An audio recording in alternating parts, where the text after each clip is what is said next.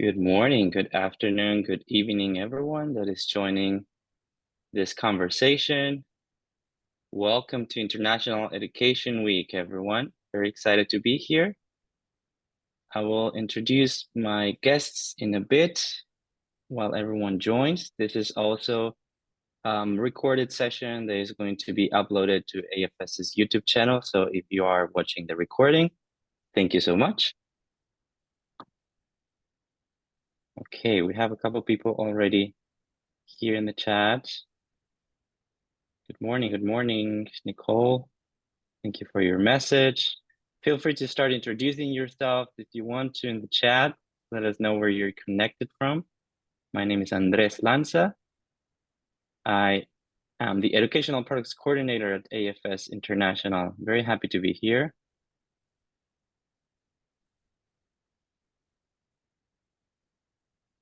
Okay.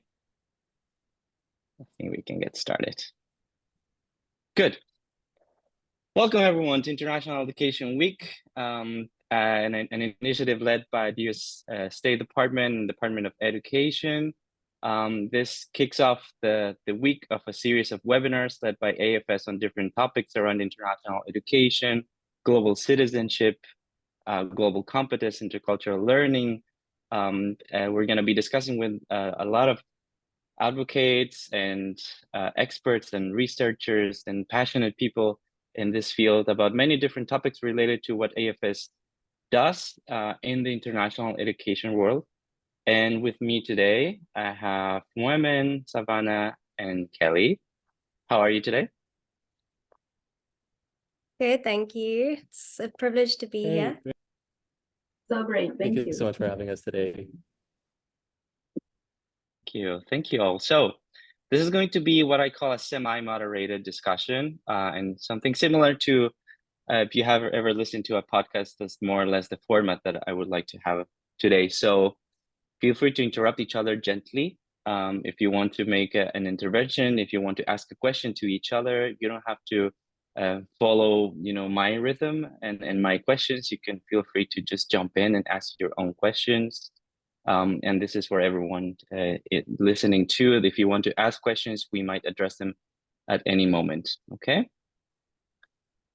Great, so I have a question that I would like to ask you, everyone attending, but you three mostly, just to get the conversation started.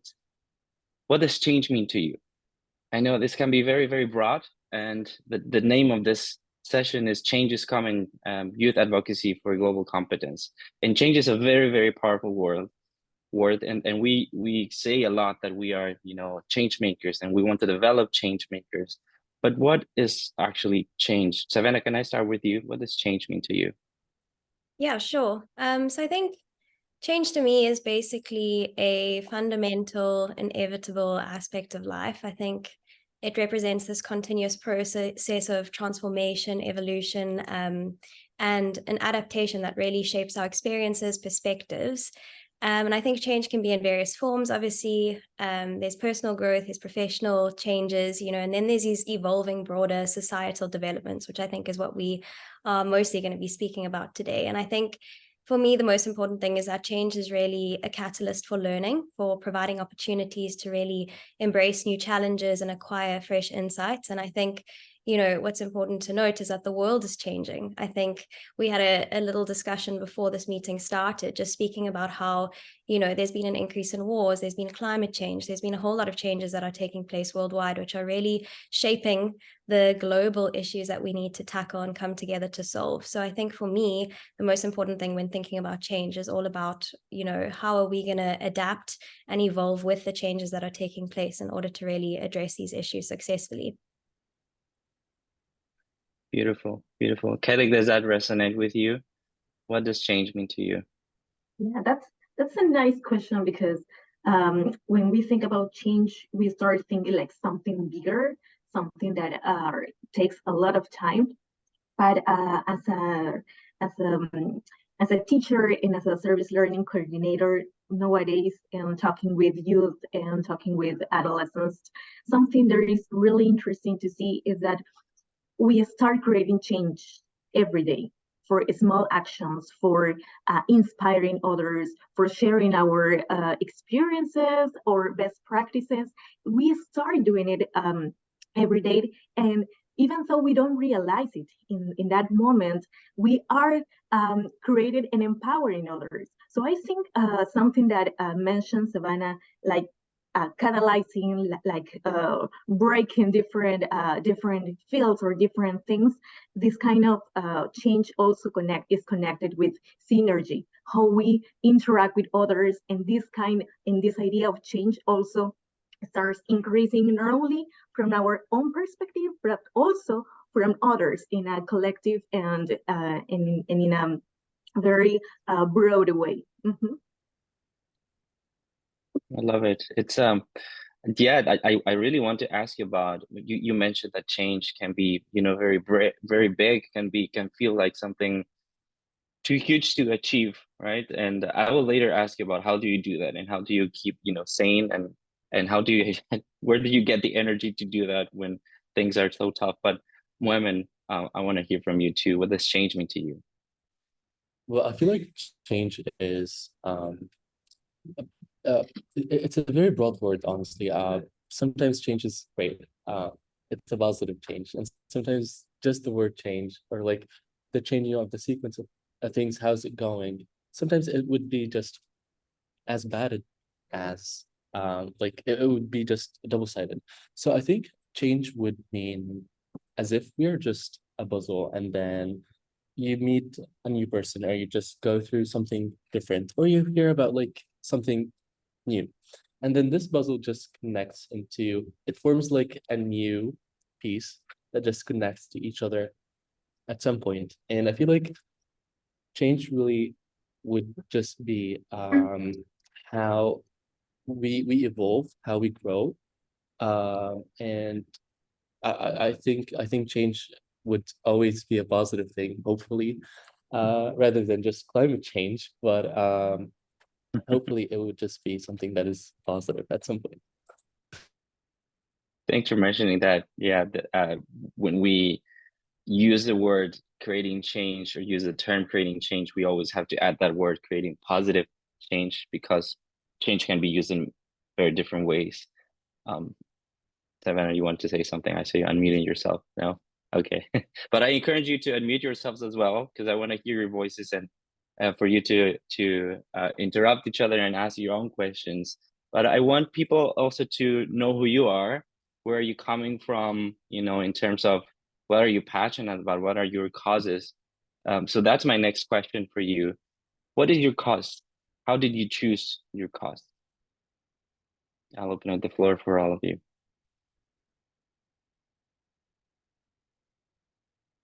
So I don't mind taking this first again.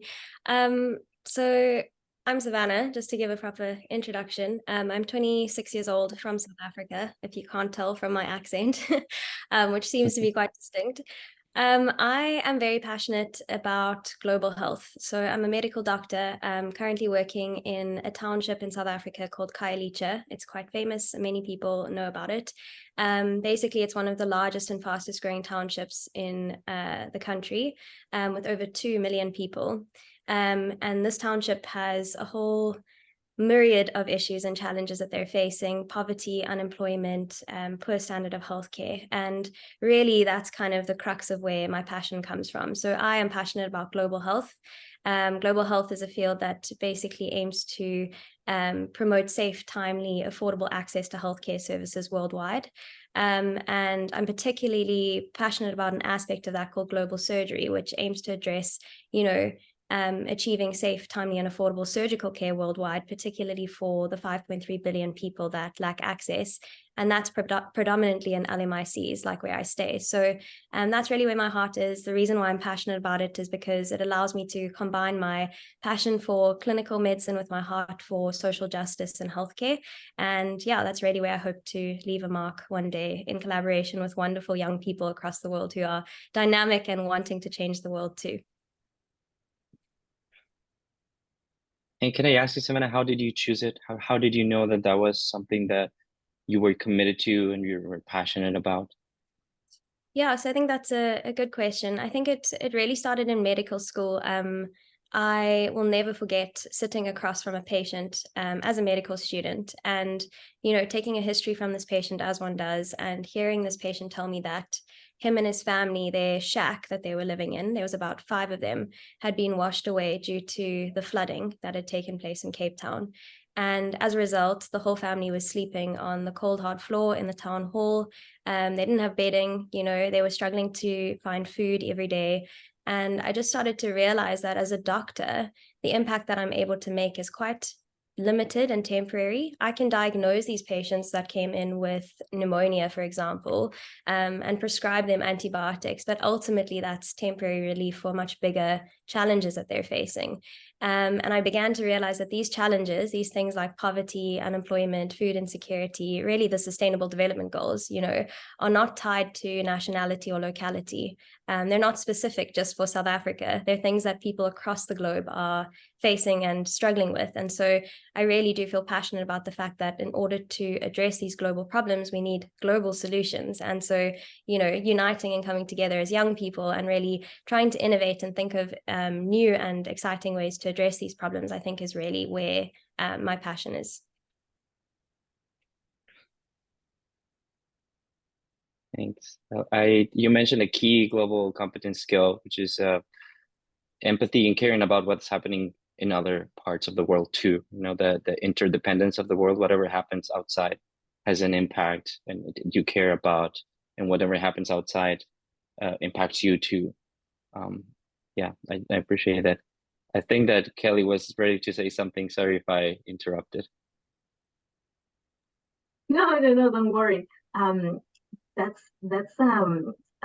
how can I come back 27 years old to identify and to identify very key moments of my life to know how is my cause nowadays, and as a communicator for development, which was my major. I'm from Peru. I'm from Latin America, and my first international experience was participating in a summer science camp where I could know more a lot of youth from different parts of Black regions. And that moment was really crucial because I could understand how one opportunity can change everything, different perspectives, different ideas also about science, about technology, but also how education can become like a really empowering tool to create community, to transform community. And that was truly amazing in that moment.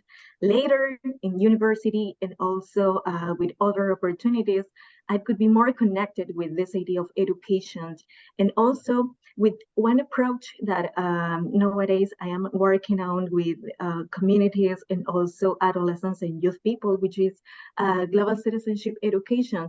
And as Savannah really mentioned, global challenges requires also and have a global perspective of what is happening in our own communities too.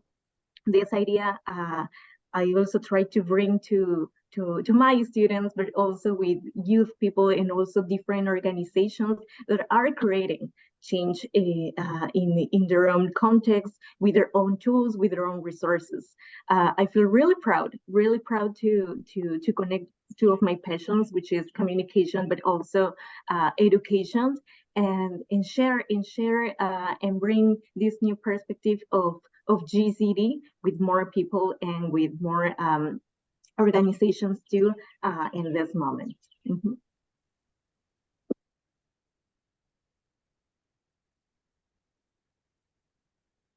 Beautifully said, Kelly. Thank you.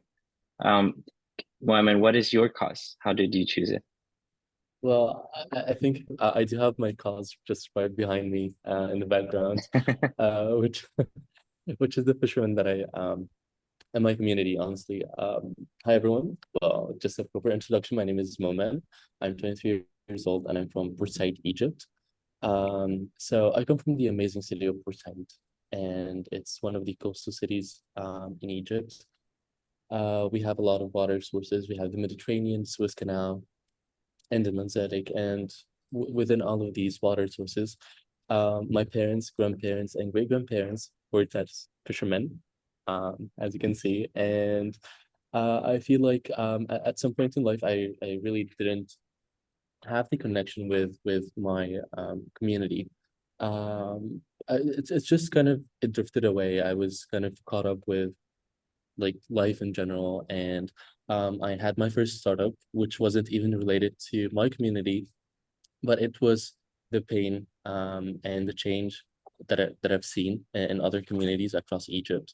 And I think my cause just developed across like through the years, and just like 4 or 5 years. I started reading a little bit more about like climate change and how it's really affecting people. And at some point I was really skeptical, because I was like, okay, maybe it's not really affecting people that much. Maybe it's just something that is very broad, until it really did hit close to home. And my parents and grandparents did lose their jobs because of climate change, and wrong ways of like resolving issues that we have, like for example, disposing waste. And they really did get affected, and they lost their jobs as fishermen. And I was like, okay, I think this is my time to repay my ancestors and my parents.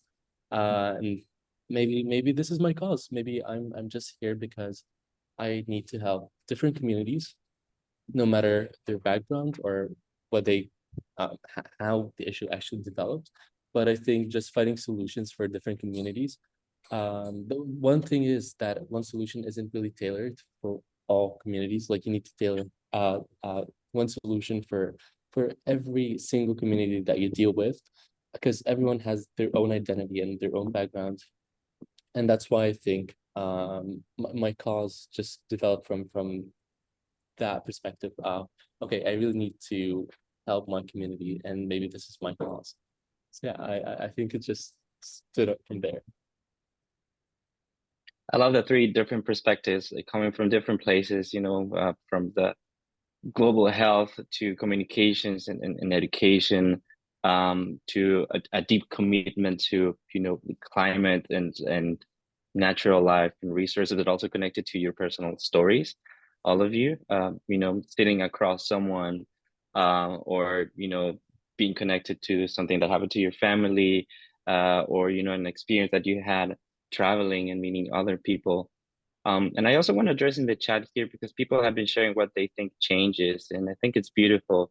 We have a couple comments here, really interesting, about it means opening the mind to see and do things differently, observing things holistically, tolerating others, and adapting to present and future situations, understanding that we're not the same. So our families, communities, countries, acceptance, tolerance seem to be the most indicated tools to adjust, make things different. Going from version 1.0 to version 2.0. Many really interesting comments, and also someone here sharing their passions. So you're inspiring people to think about, oh, what is my passion? What is my cause? And going back to you, Moemen, I think that you show a lot of commitment to the SDGs, to sustainable development, to the protection of the oceans, to animal life. And you were recently recognized by it too. So I want to ask you about that in a bit, but before that, I think that you are the right person to give us a nice panorama and an idea, a context of what is happening in the world right now. What are the urgent causes, urgent issues at this very moment, and how are those affecting young people? Amazing. All right. One of the major issues that we're facing right now, and one of the biggest problems that we as a world are facing right now, is the major conflict that is happening between Palestine and Israel. And it's one of the, I wouldn't say it's one of, it is really important to address that. Also, I'm gonna address later on the issue that is happening at the Democratic Republic of Congo. But starting with Palestine, because it's technically the nearest country right next to our border.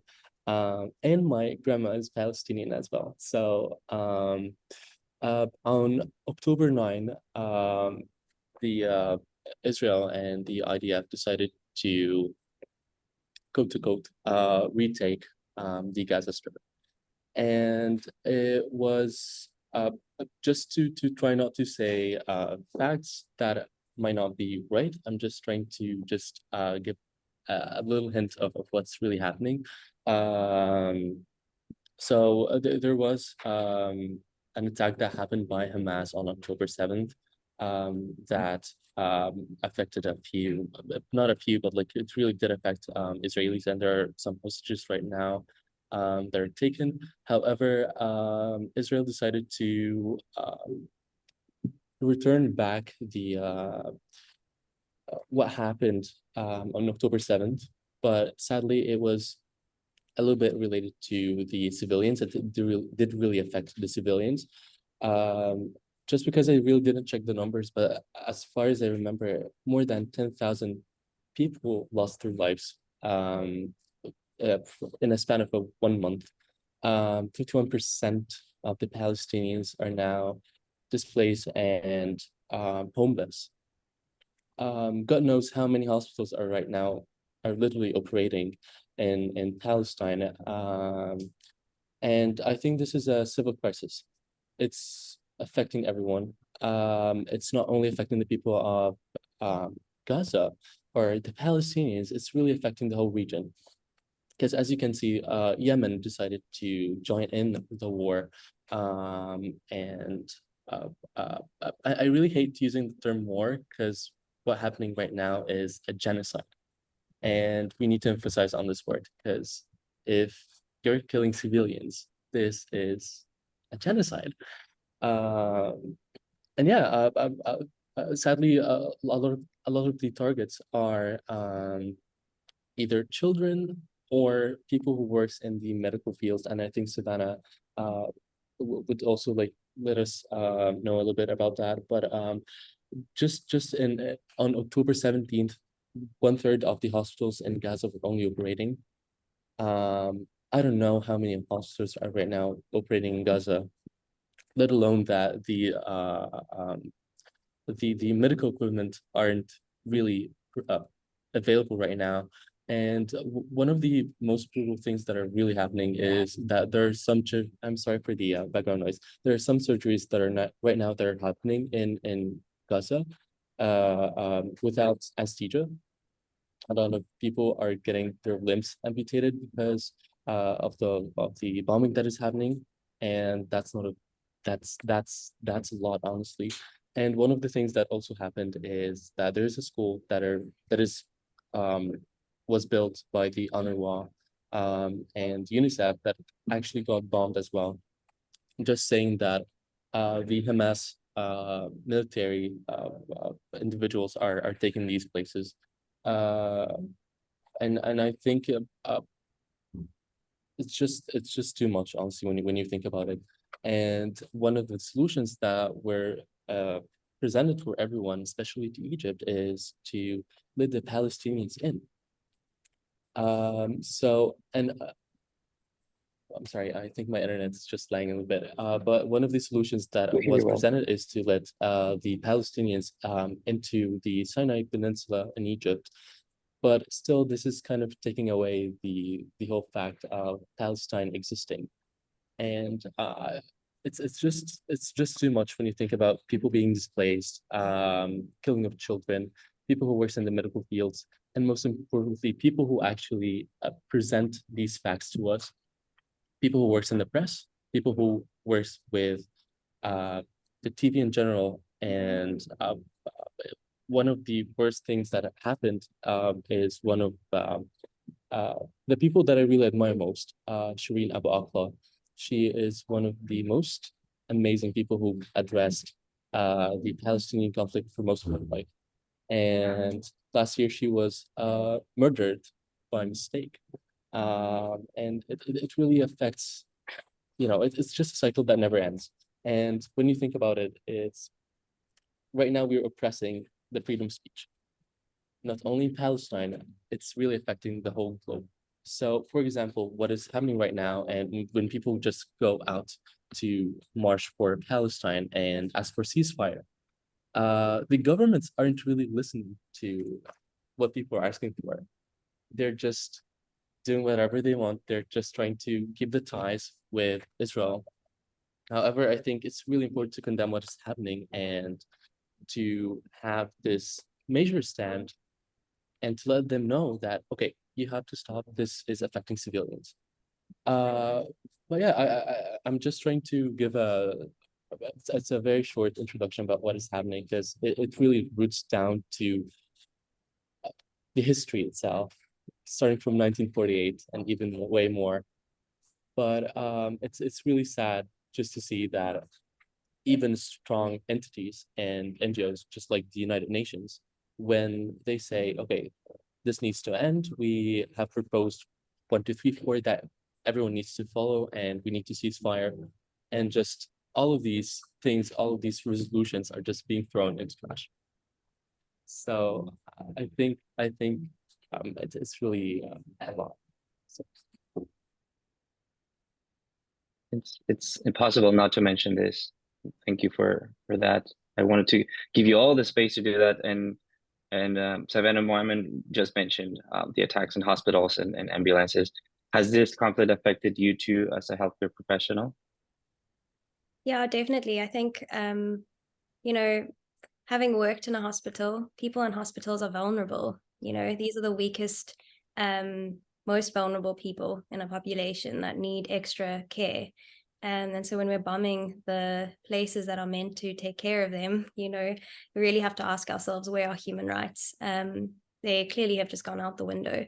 And I think something for me, I mean, I love pediatrics. I'm not a pediatrician. I'm definitely not a specialist in that field, but I think something to note is that, you know, thousands of Palestinians have been killed in Gaza, and of those Palestinians, 50% of them are children, you know.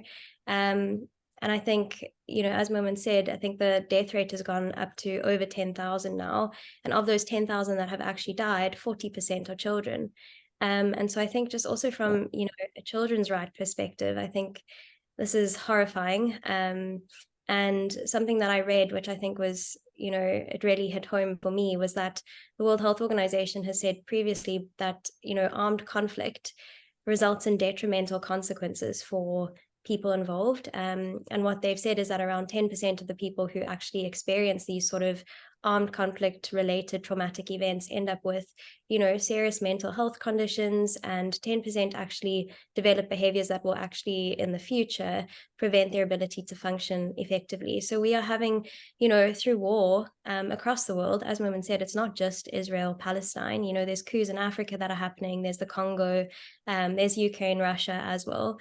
But, you know, the effect that this is having on the people, the civilians in those countries, I think is detrimental to the future and well-being of our world. And I think that that's something that we also need to take into consideration. And particularly children who are, you know, suffering and are also a vulnerable population. Yeah, definitely. It's affecting everyone. And I heard that the average age of the people that are dying, besides being 50% children, the average age is 5 years old, which is shocking to hear.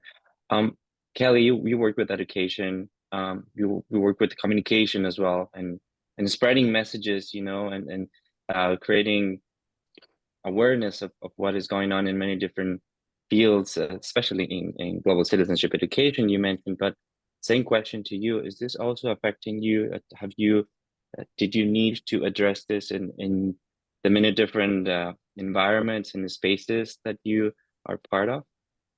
Yes, of course. And what Savannah and Moemen mentioned, what is happening in the international community, and that we can find answers of people that is supposed to bring new kind of solutions, of methods of how to approach these situations that affect, that we have. We can see that the result, that is, people is dying.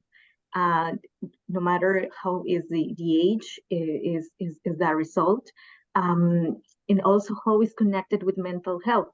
And this is something that I was taking notes previously, but now I was like highlighting how mental health, social media is also redefining this kind, as you mentioned, the different messages that we received, what kind of information is true, what kind of information is fake news, how is our voice can take into account when we have a posture, when we share with others.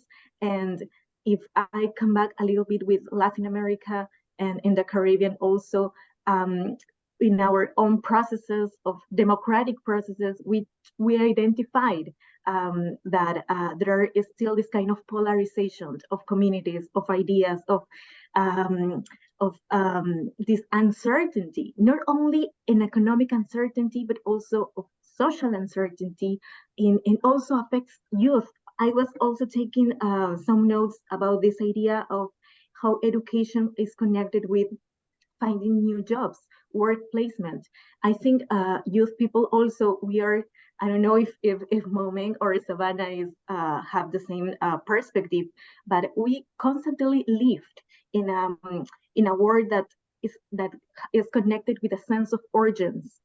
That youth people is, wait, after we finish university or any kind of high level education, we must find a job. But we can't find a job if we don't have enough opportunities in case of competences or skills. What about other underrepresented groups like indigenous communities or disabilities groups or LGBTQI group that don't have the same opportunities as well. So yeah, it's like everything is interconnected. And also another challenge, as Mohamed mentioned, climate change too, with migration. We have also here in Latin America the Venezuelan community, and also different groups that are trying to find a second opportunity to live, which is really hard to see in news or listen. But yeah, a second opportunity to live, and not only for their own generation but for others. And finally, to finish my points of view, also another challenge is connected with technology. How artificial intelligence with education and with different fields also is in this new propose new opportunities, but also there is like another thing to take into account. Very briefly, here in Peru, we have like a very serious situation of how artificial challenges was connected with cyberbullying, and also I've heard another situation happening in Mexico. So yeah, this is something that we must right now we can see any kind of not very tacit the consequences, but it's something that is happening. So those are a little bit the task of the challenges that now we are living as youth. Mm-hmm. Yeah, and we could keep going on and on yeah. and on. Yeah, I just wanted to add something that Kelly mentioned about education and also what's happening right now in Venezuela. Yesterday when I just told you this about Greta Thunberg. She said one line that really stuck up to my head, up to this moment, that no climate justice in occupied lands. And either if it's in Palestine, either it's in just reading the what's happening right now in Cameroon in the chat box, what's also happening in Congo, like every single place. And I think it's really also affecting from an education perspective how students are also dealing with each other. I'm not really sure. I do work a little bit in the education programs, but I might not be like a teacher just like Kelly, so I don't really know. But I think just from an observation and what's happening right now, I think the war and the conflict right now that is happening in Palestine is just adding and feeling a little bit more into anti-Semitism and Islamophobia from both ends. Just because people are either Jews or Muslims, you just get associated with groups or with a specific perspective. And it really does scare us a little bit when you think about it, just saying, hey, I support Palestine, or I support what is the right of people just to cease fire and to protect the civilians. Sometimes and I quote to quote, a lot of people just said, sometimes I get really scared to mention this, because they're the first thing that they're gonna say, oh, you're a terrorist. And as bad as it seems, but sadly it is the truth. And it's really, really scary. Even I've seen like a lot of Jews who were marching for Palestine, and I've seen a lot of synagogues where just hosting events talking about what is happening in Palestine and how we really should protect the civilians. And sadly, you just see people attacking them just because, oh, but wait, you're a Jew. Like, how are you saying this? And then the simplest answer is, but they're civilians. Like, religion wouldn't have anything that is related to what's happening and what's just killing civilians. So I think it's really important just to address that. And also just mentioning what Savannah and Kelly said. It's also important. Like, the social media does play like a very important role when it comes to portraying what is happening and just talking about the wars in general.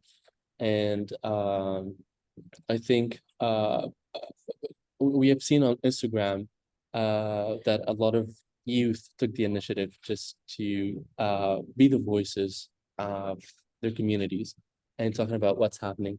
We've seen doctors just like yesterday. I'm not really sure, and I'm not gonna say like which channel I saw this, but there was a doctor that they asked him, like, hey, why don't you leave with your family to the south? And he said, like, it took me 12 years to become like a medical doctor. And do you think I'm just gonna leave my patients and abandon them just to leave because of war?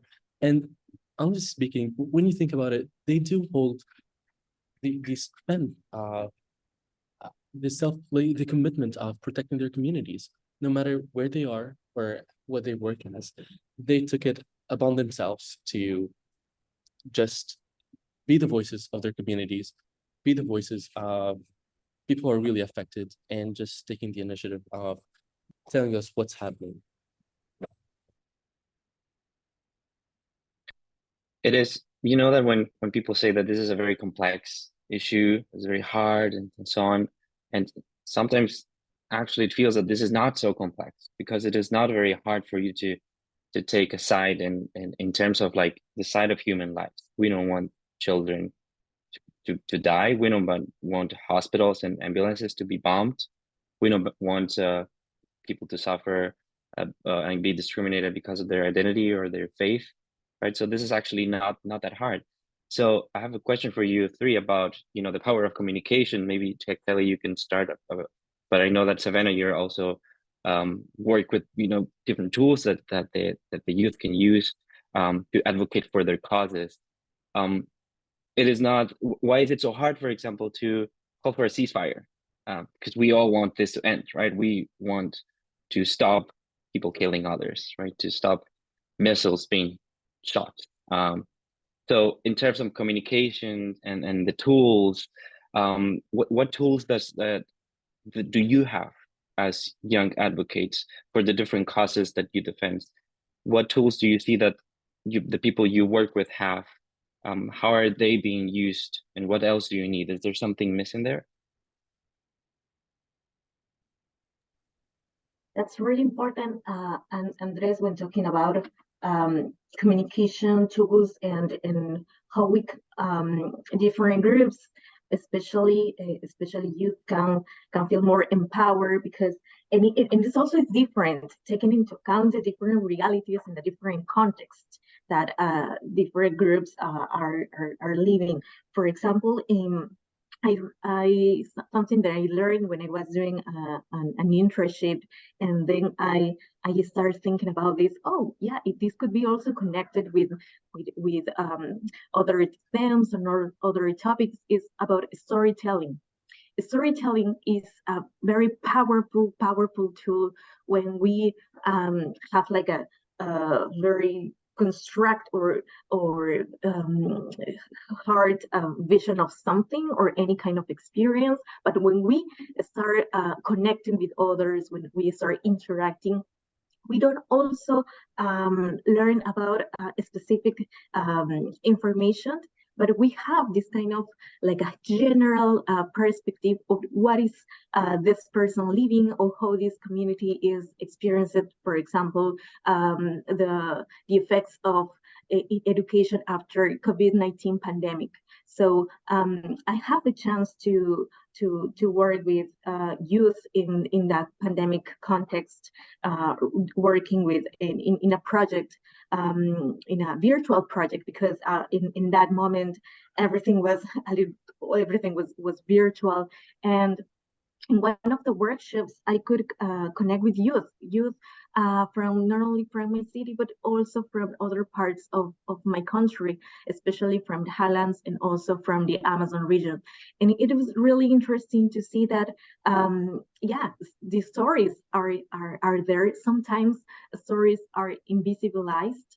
And as youth, we have the power, and it's something tricky, yeah, because we have the power to visualize those stories, but this kind of trick is also connected. How? Because not all people have the internet connections.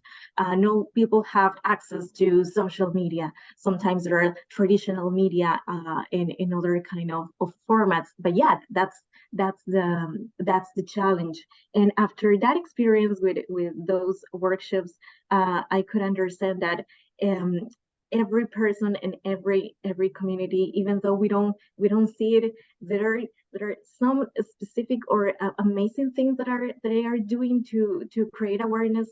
For example, in terms of gender equality, to prevent violence, to promote, for example, the participation of other forms of groups, the valorization of languages, indigenous languages. So yeah, that's something interesting to see, and that I could see with storytelling. Mm-hmm. I think that you have a couple fans in the chat already really loving what you just said about the power of storytelling. That's wonderful. Savannah, what's your take on this?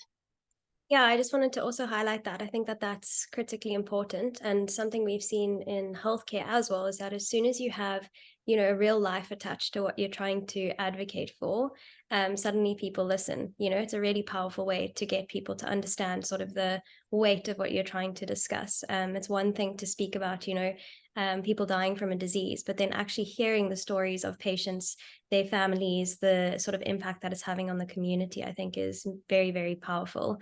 And just to answer the original question, I think one of the biggest problems that we're facing as young people in the world is that there is this underrepresentation of youth at the spaces where decision making is being done. And I think sometimes when youth are even included, it's almost like as a token. We're there just so that we can show face, but like we're not actually given a space to express how we feel or discuss conditions or issues that are really important to us as young people.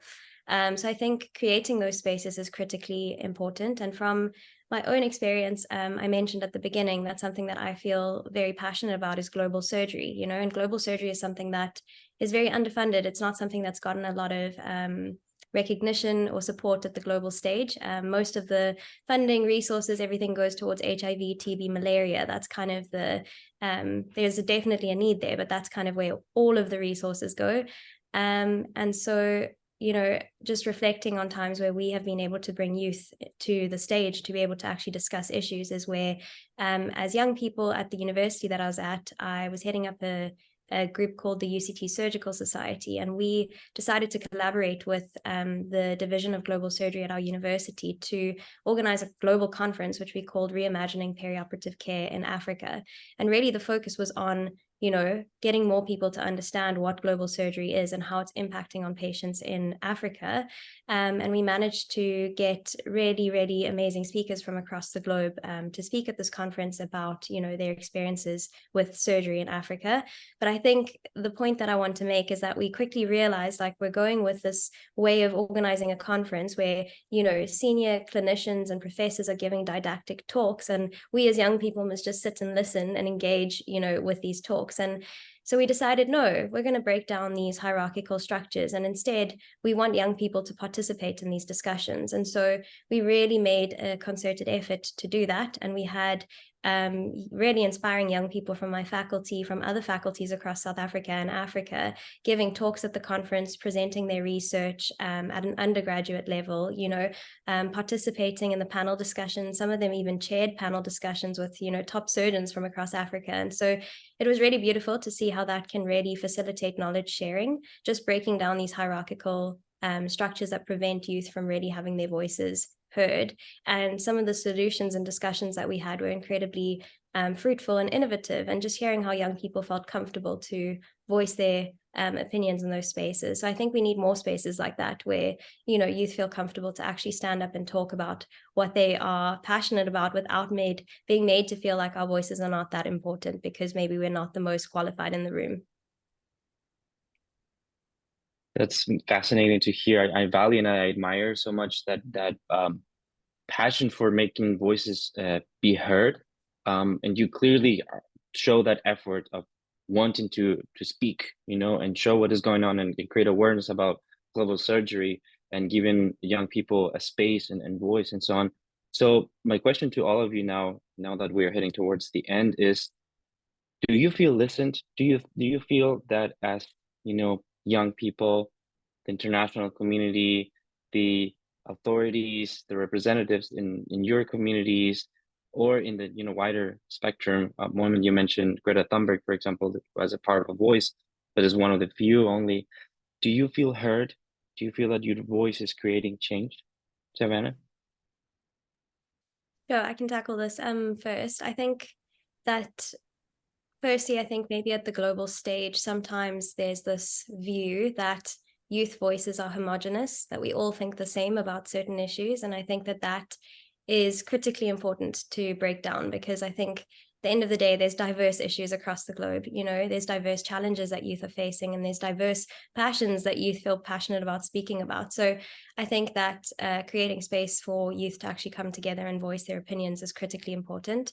I think that what really inspires me is that there is some opportunity for that. One example would be the AFS Youth Assembly, which, we got to attend recently. And I think that was a really inspiring demonstration of the power of bringing young people together and letting them have their voices heard, letting people express their opinions on the Sustainable Development Goals, letting people ideate together and come up with fresh solutions. So to me, I think we're not quite there with letting voices from the youth actually, take the stage and be heard. But I think we are making considerable steps in the right direction, and hopefully more events like that will start to pop up. Thank you. You're a great ambassador of that, because but if people don't know, here Savannah was the outstanding delegate of this year's Youth Assembly. And you did a great job by advocating for that. And thank you for mentioning that. Registrations for the Youth Assembly are open, by the way, for next year in August. But moving on, Moemen, would you like to say something about that too? Do you feel heard? Yeah. Well, I think there would be like a lot of room of improvement when it comes to being heard. I think we've been working a little bit with the government, and this is when the reality did really hit us, because we felt like, okay, maybe our voices are not really heard. Yeah, we do have like the platforms that we can go on and talk, and this is what's just taking us like one step closer.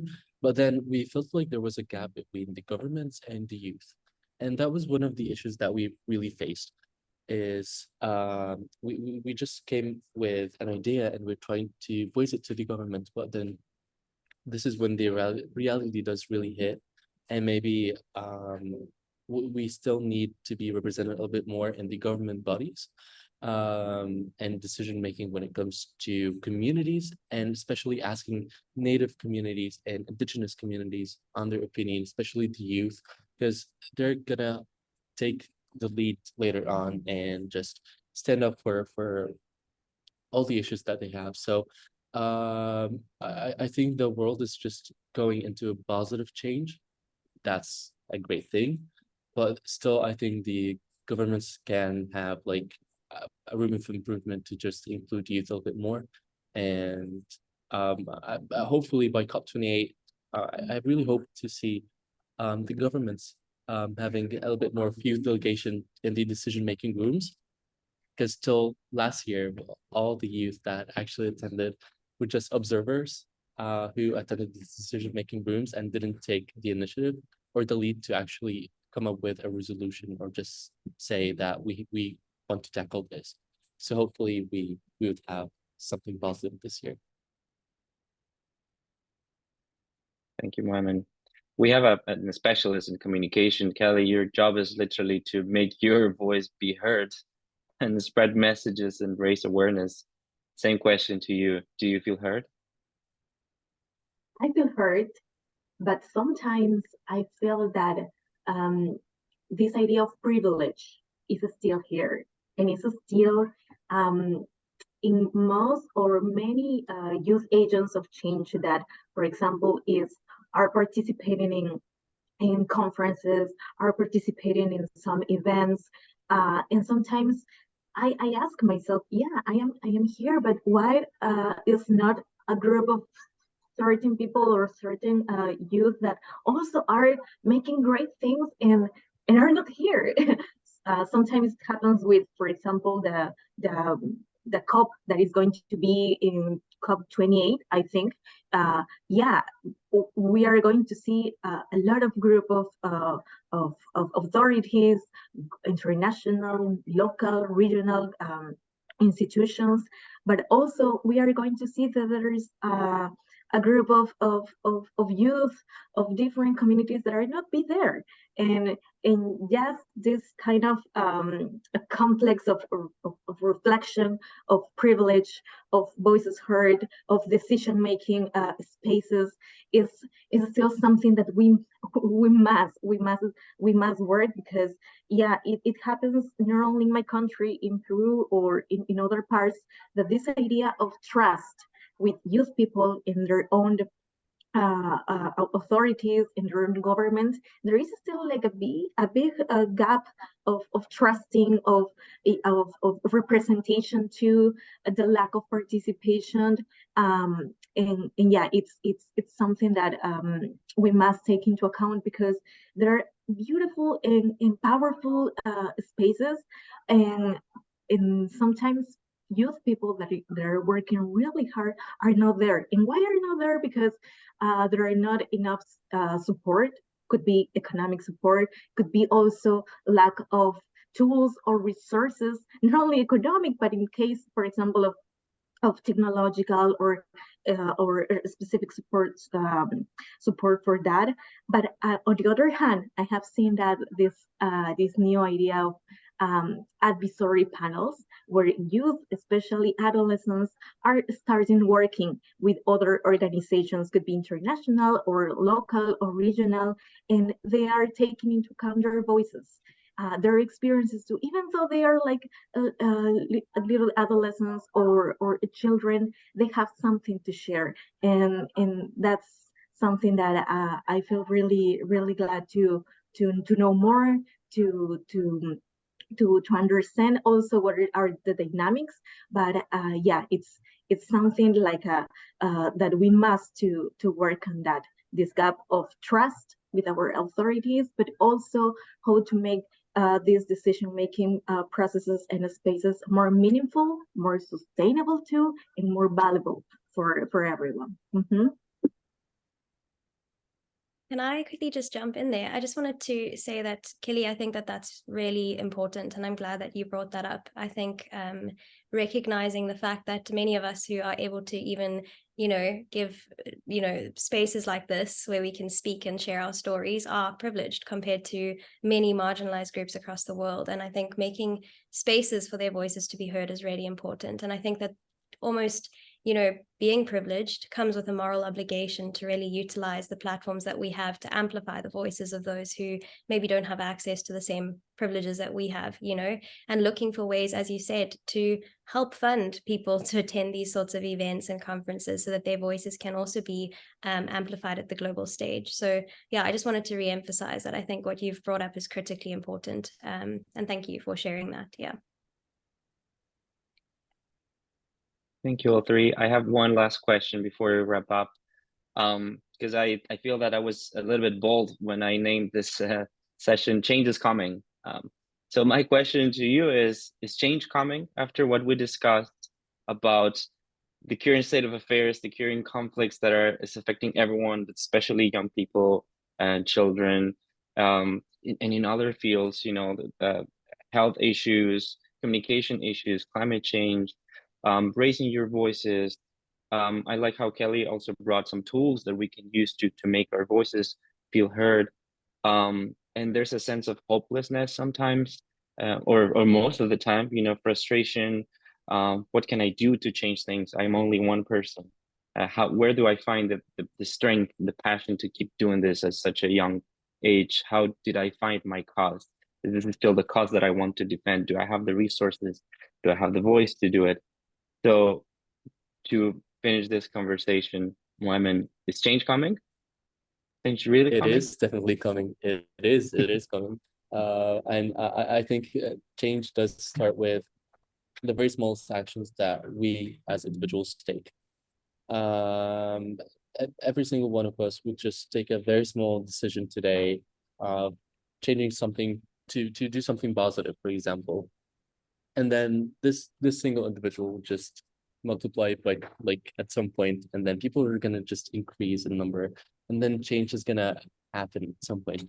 Maybe we cannot see it right now. Maybe it's just taking like time, but at some point, youth are just gonna lead the change. As long as we stand together and we stand with our beliefs and just supporting each other, I think definitely it's just gonna come at some point, and it's gonna be a positive one. I love that energy. Yes, it's I hear people very that feel related to what you all said here in the chat. Some people saying goodbye already. Thank you, everyone. If you have to leave, we have a couple more minutes, but I still want to hear, Kelly, is change coming? Or change is coming. Change is coming. Even though we are living critical times, we are living very critical times. Change is coming, and I said really with 100% or really sure about this because I have seen that adolescents, youth, with their own collectives, with their own networks, are working really hard in their own beliefs, even though are like small steps, baby steps, but those steps are will start increasing a lot. They will experience more and more opportunities, of course, and also I've seen this kind of new generation to be really aware of not only what is happening in their own context, but what is happening abroad. And this idea of everything is interconnected, everything is interrelated is really powerful.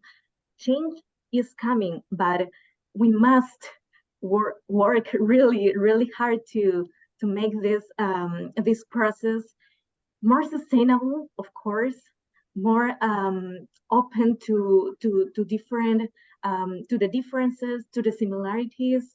And I think that the results, as Moemen says, yeah, we are not going to see it tomorrow or in 2 weeks or next year, but we are creating in our own projects, initiatives, sharing our voices, using storytelling or using different resources, we are going to see how this kind of small how can I say this? But this small idea can start increasing in the hearts of different people, and that's something valuable, I think. For to fight for, yes. Is change coming, Savannah? Absolutely. I definitely think change is coming. I think my colleagues have summed it up beautifully, but I think for me, change starts with taking an interest in your fellow human beings. You know, I think it's easy to sit, you know, in our relatively privileged spots in the world and to think, oh, well, this change is somebody else's problem. It doesn't really affect me. But I think that ultimately it starts with recognizing, as you mentioned at the beginning, this idea of a global community. You know, we're all interconnected, interrelated, and ultimately helping others is not just, you know, a moral obligation, but actually it contributes towards the collective well-being. And so I think change is coming, but I think we need to be intentional about it. I think we need to be aware of our surroundings, and I think we need to be, you know, intentional about learning about the problems that, you know, not just we are facing, but that other people in our world are facing, in order to really bring about meaningful change. You all said we got to work really hard. We have to be intentional about it. Have to show that passion, and I'm very grateful for sharing this moment with you all. You are, I value and I admire so much your work. I hope that you are an inspiration not only for other youth advocates, but people from all ages. They need to hear you more, and we need that space. I also want to give you that space, and I hope to see you in many more opportunities. Yeah, I feel very, very inspired by what you're saying, and thank you so much for taking the time to be here. And you know, in the middle of everything that is going on in the world and some stuff that deeply and directly affects you, I really appreciate you opening up like that. So thank you, Savannah. Thank you, Moemen. Thank you, Kelly, so much. Thank you for this opportunity. Thank you so much. Thank you so much for having us today. Thank you. I would like to share with everyone that coming up next, we have a session on empowering compassion, navigating distress in international education with psychological first aid at 1 p.m. New York time. So please register for that session too. We have a couple more other sessions taking place this week. Remember that after attending at least one of the sessions, you will earn a digital badge that shows your support for the promotion of international education. Speakers will get a badge too for taking part of this week as well.